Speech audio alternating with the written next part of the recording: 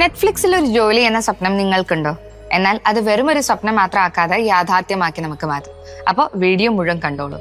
നമ്മളെല്ലാവരും സിനിമകളും സീരീസുകളും ഒക്കെ കാണാൻ ഉപയോഗിക്കുന്ന ഒന്നാണ് നെറ്റ്ഫ്ലിക്സ് എന്നത്, അല്ലെ? എന്നാൽ ഇത് ജസ്റ്റ് ഒരു എന്റർടൈനർ മാത്രമല്ല. ലോകത്തിലെ ഏറ്റവും മികച്ച ടെക്നോളജി കമ്പനികളിൽ ഒന്നും കൂടിയാണ് ഈ നെറ്റ്ഫ്ലിക്സ് എന്ന് പറയുന്നത്. അപ്പൊ പലരുടെയും സ്വപ്നമാണ് നെറ്റ്ഫ്ലിക്സ് പോലുള്ള ഒരു കമ്പനിയിൽ ജോലി ചെയ്യുക എന്നുള്ളത്. പ്രത്യേകിച്ച് data science, software testing, Python development എന്നീ മേഖലകളിലുള്ളവർക്ക്. എങ്ങനെയാണ് നെറ്റ്ഫ്ലിക്സ് അവരുടെ എംപ്ലോയീസിനെ തിരഞ്ഞെടുക്കുന്നത് എന്നുള്ളത് നമുക്ക് ജസ്റ്റ് ഒന്ന് നോക്കാം. ആൻഡ് ഓൾസോ ഇതിൽ അപ്ലൈ ചെയ്യേണ്ട രീതി എങ്ങനെയാണ്, അറിഞ്ഞിരിക്കേണ്ട സ്കിൽസ് എന്തൊക്കെയാണെന്നുള്ളതും നമുക്ക് ഈ വീഡിയോയിൽ ജസ്റ്റ് ഒന്ന് ഡിസ്കസ് ചെയ്യാം. ഓക്കെ, അപ്പോൾ മറ്റ് കമ്പനികളിൽ നിന്നും വ്യത്യസ്തമായി നെറ്റ്ഫ്ലിക്സിന് വളരെ പ്രത്യേകതമായിട്ടുള്ള ഒരു സംസ്കാരമുണ്ട്. ദാറ്റ് ഈസ് ഒരു ജോബ് കൾച്ചർ ഉണ്ട് അവർക്ക്. സോ അവർ ഇതിനെ ഫ്രീഡം ആൻഡ് റെസ്പോൺസിബിലിറ്റി എന്നാണ് വിളിക്കുന്നത്. Okay, and then meritocracy. That is നിങ്ങൾ എത്ര മണിക്കൂർ ജോലി ചെയ്യുന്നു എന്നതിനേക്കാൾ നിങ്ങൾ എന്ത് റിസൾട്ടാണ് ഉണ്ടാക്കുന്നത് എന്നുള്ളതിലാണ് അവർ ഇമ്പോർട്ടൻസ് കൊടുക്കുന്നത്. അടുത്തതാണ് ടീം സ്പിരിറ്റ്. ലോകത്തിലെ ഏറ്റവും മികച്ച ഡ്രീം ടീമിന്റെ ഭാഗമാകാൻ കഴിവുള്ളവരെയാണ് ഇവരെ തെരഞ്ഞെടുക്കുന്നത്. അതുകൊണ്ട് നിങ്ങളുടെ ടെക്നിക്കൽ സ്കില്ല് പോലെ തന്നെ പ്രധാനപ്പെട്ട ഒന്നാണ് നിങ്ങളുടെ പേഴ്സണാലിറ്റി.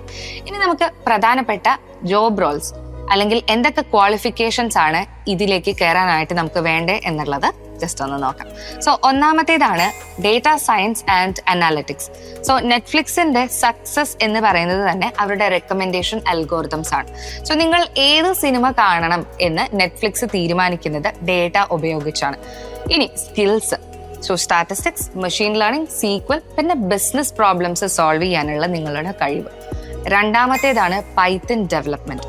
സോ നെറ്റ്ഫ്ലിക്സിന്റെ ബാക്ക് എൻഡ് കാര്യങ്ങളിൽ വലിയ ഒരു പങ്ക് വഹിക്കുന്നത് ഈ പൈത്തൺ ആണ്. ഓക്കെ, സോ ഇവിടെ നമുക്ക് വേണ്ട സ്കിൽസ് എന്ന് പറയുന്നത് ലാർജ് സ്കെയിൽ സിസ്റ്റം ഡിസൈൻ ചെയ്യാനുള്ള ഒരു നോളജ്, പിന്നെ പൈത്തൺ ലൈബ്രറികളിലുള്ള നമ്മുടെ എക്സ്പെർട്ടൈസ്. മൂന്നാമത്തേതെന്ന് പറയുന്നതാണ് സോഫ്റ്റ്വെയർ ടെസ്റ്റിംഗ്. ഓക്കെ, അപ്പൊ ദശലക്ഷക്കണക്കിന് ആളുകൾ ഒരേ സമയം ഉപയോഗിക്കുന്ന ഒരു പ്ലാറ്റ്ഫോം ആയതുകൊണ്ട് തന്നെ ടെസ്റ്റിംഗ് ഇവിടെ വളരെ ഇമ്പോർട്ടൻ്റ് ആണ്. അപ്പം ഇതിന് നമുക്ക് വേണ്ട സ്കിൽസ് എന്ന് പറയുന്നത് ഒന്ന് automation testing, that is Selenium or Appium ഉപയോഗിച്ച്, പിന്നെ പെർഫോമൻസ് ടെസ്റ്റിംഗ്. കൗതുകത്തോടെ തെറ്റുകൾ കണ്ടെത്താനുള്ള കഴിവാണ് ഇവിടെ നമുക്ക് വേണ്ടത്. സോ നെറ്റ്ഫ്ലിക്സിൽ ജോലി നേടാൻ നിങ്ങൾ ചെയ്യേണ്ട കാര്യങ്ങൾ എന്ന് പറയുന്നത് ഒന്നാമത്തെ നെറ്റ്ഫ്ലിക്സ് ജോബ് പോർട്ടൽസിലേക്ക് പോവുക. jobs.netflix.com എന്ന സൈറ്റ് സ്ഥിരമായിട്ട് നമ്മൾ ശ്രദ്ധിക്കാൻ മറക്കരുത്. രണ്ടാമത്തേതാണ് ലിങ്ക്ഡിൻ. സോ നെറ്റ്ഫ്ലിക്സിലെ റിക്രൂട്ടർമാരെയും എഞ്ചിനീയേഴ്സിനെയും ജസ്റ്റ് ഒന്ന് ഫോളോ ചെയ്യാം. ആൻഡ് അവരുമായിട്ടുള്ള നെറ്റ്വർക്ക് ചെയ്യുന്നത് വഴി നമുക്ക് റെഫറൽസ് കിട്ടാനുള്ള സാധ്യതയും കൂടെ വളരെയധികം കൂടുതലാണ്. പിന്നീട് വരുന്നതാണ് നമ്മുടെ റെസ്യൂമെ എന്ന് പറയുന്നത്. അപ്പൊ നിങ്ങളുടെ റെസ്യൂമെ 1 പേജ് ആയിട്ടിരിക്കാൻ എപ്പോഴും ശ്രദ്ധിക്കേണ്ട ഒരു കാര്യമാണ്. നിങ്ങൾ ചെയ്ത പ്രോജക്ട്സും അതിൽ നിങ്ങൾ ഉണ്ടാക്കിയെടുത്ത ഇമ്പാക്റ്റും നമ്മൾ കൃത്യമായിട്ട് അവിടെ നോട്ട് ചെയ്തിട്ടുണ്ടാവണം. പിന്നെ നെറ്റ്ഫ്ലിക്സിലെ സാലറിയെ കുറിച്ച് പറയുകയാണെന്നുണ്ടെങ്കിൽ അവർ ഇൻഡസ്ട്രിയിലെ തന്നെ ഏറ്റവും ഉയർന്ന സാലറീസ് ആണ് അവരുടെ എംപ്ലോയീസിന് നൽകുന്നത്. ഓക്കെ, പലപ്പോഴും ബോണസിന് പകരം അവർ മുഴുവൻ സാലറിയും ലിക്വിഡ് ക്യാഷായി നൽകാനാണ് ഇഷ്ടപ്പെടുന്നത്. അതുകൊണ്ട് തന്നെ പ്രൊഫഷണലുകൾക്ക് സാമ്പത്തികമായി വലിയൊരു നേട്ടമായിരിക്കും ഈ ജോലി.